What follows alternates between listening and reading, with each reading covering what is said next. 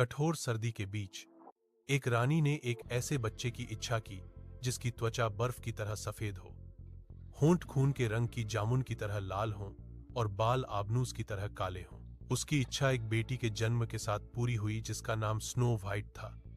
लेकिन उसके तुरंत बाद रानी एक जादुई नींद में चली गई जिससे उसे जगाया नहीं जा सका। 1 साल बीत गया और राजा ने फिर से शादी कर ली। उसकी नई रानी सुंदर थी, लेकिन वह घमंड और ईर्ष्या से ग्रस्त थी। उसके पास एक जादुई दर्पण था जिससे वह प्रतिदिन सलाह लेती थी और यह हमेशा उसे आश्वस्त करता था कि वह सबसे सुंदर थी। लेकिन जैसे जैसे स्नो वाइट बड़ी हुई, उसकी सुंदरता रानी से आगे निकलने लगी। एक दिन दर्पण ने घोषणा की कि स्नो वाइट अब 1000 गुना अधिक सुंदर थी। क्रोधित ईर्ष्या से ग्रस्त होकर रानी ने एक शिकारी को स्नो वाइट को जंगल में ले जाने और उसे त्यागने का आदेश दिया। शिकारी ने आज्ञा का पालन किया, लेकिन लड़की के मासूम आंसू देखकर उसे दया आ गई और उसने उसे भागने और छिपने के लिए प्रेरित किया।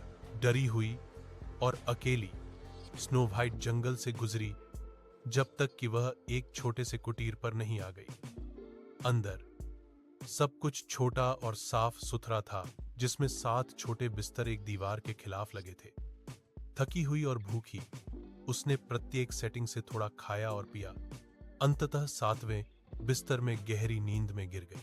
उस शाम कुटीर के मालिक 7 बौने, जो पहाड़ों में रत्न खान करते थे, घर लौटे। वे सुंदर लड़की को सोता हुआ देखकर चकित रह गए और आश्चर्य से भर गए। उसे वैसे ही रहने दिया।